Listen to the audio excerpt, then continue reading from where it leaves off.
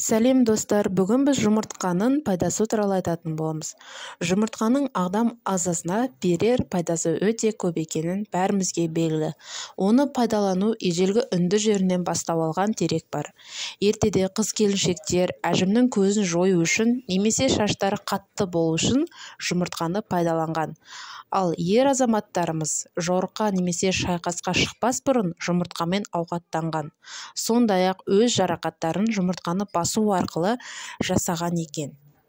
Жұмыртқаны қайнатып немесе қуырып жеу арқылы асқазанды ғана емес, бар ағзаны пайдалы элементтер мен дәрумендермен толтыруға болады. Құрамындағы ақуыз, йод, фосфор, селен, тағы да басқа да сол сияқты элементтер созылмалы аурулардың алдын алады.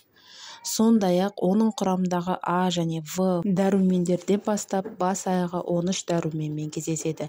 Жұмыртқада калория аз. Бір жұмыртқаның құрамында орта есеппен 76 калория ғана бар, ал майлығы небәрі 10% құрайды. Жұмыртқа ағзадағы холестерин мөлшерін төмендетіп, жүрек және жүйке және де онкологиялық аурулардан пайда болуына жол бермейді. Көптеген диеталардың мәзірінде жұмыртқаны кездесіп жатады. Себебі оның арқасында артық салмақтан арылып, салмақты бір қалыпты ұстауға болады.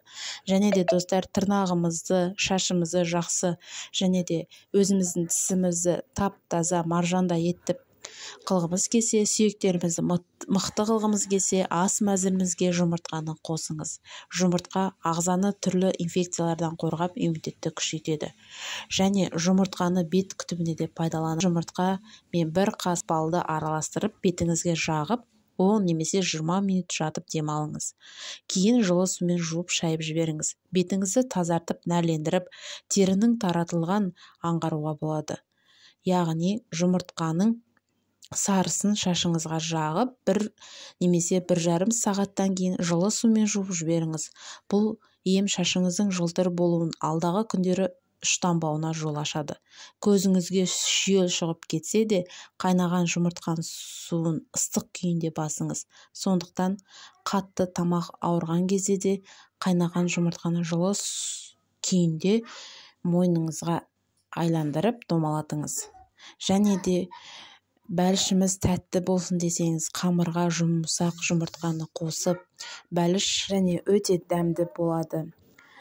Менің каналыма тіркеліп, лайк басып, қолдап отырыңыздар. Рахмет көп.